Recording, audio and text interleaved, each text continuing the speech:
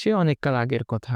এক রাজার কোনো সন্তান ছিল না। সে তো বৃদ্ধ হয়ে যাচ্ছে দিন, দিন। তাই সে চিন্তা করল যে আমি আমার টোটাল যত সম্পত্তি আছে তা এমন একজন মানুষকে দিয়ে যাব এবং আমার পুরো রাজ্যকে এমন একজন মানুষের হাতে দিয়ে যাব যে আমার এই রাজ্যকে দেখে শুনে রাখতে পারবে সততার সাথে। সে উদ্দেশ্যে সে রাজ্যের সকল বালককে ডাকলো এবং সবাইকে একটি করে বীজ দিল এবং বলল যে আগামী ১ সপ্তাহ পর এই বীজ থেকে চারা গজিয়ে এনে যে আমাকে দিতে পারবে আমি তাকে আমার এই রাজ্যের আগামী রাজা ঘোষণা করব। তো যেই কথা সেই কাজ, সবাই বীজ নিয়ে বাড়ি চলে গেল এবং সবাই সুন্দরভাবে সেগুলো পরিচর্যা করতে শুরু করলো। দেখতে দেখতে ১ সপ্তাহ শেষ হয়ে গেল এবং চলে আসলো সেই কাঙ্ক্ষিত সময়। রাজদরবারে সবাই এসে হাজির হয়েছে এবং সবার হাতেই সেই বীজ থেকে গজানো চারা দেখা যাচ্ছে। রাজা একে একে সবার চারাগুলো দেখলো, কিন্তু সর্বশেষ একজনের হাতে কোনো চারা ছিল না। সেই ছেলেটি মন খারাপ করে রাজার কাছে এসে বলল যে আমি খুব চেষ্টা করেছি, তারপরেও সেই বীজ থেকে আমি কোনো চারা গজাতে পারিনি। তখন রাজা সেই ছেলেটাকেই পরবর্তী রাজা হিসেবে ঘোষণা করে দিল। আসলে রাজা সবাইকেই একটি করে সিদ্ধ বীজ দিয়েছিল,